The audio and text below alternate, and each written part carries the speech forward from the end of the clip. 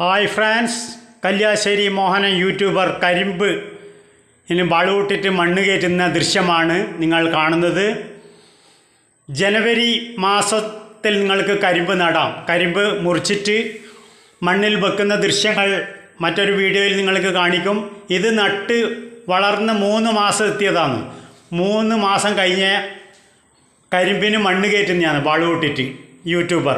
പല വീഡിയോകളും കൃഷി ചെയ്യുന്ന പല വീഡിയോകളും കല്യാശ്ശേരി മോഹൻ യൂട്യൂബ് ചാനലുണ്ട്.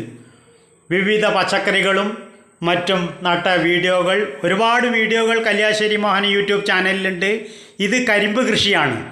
കരിമ്പ് കൃഷിയിലേക്ക് നീങ്ങിയിട്ടുണ്ട്. കരിമ്പ് തോട്ടത്തിൽ വളം നൽകിയതിന് ശേഷം സാധാരണ ചെറിയ വളയിന് വേണ്ടു, കരിമ്പിനൊക്കെ ചെറിയ വളയെ വേണ്ടു.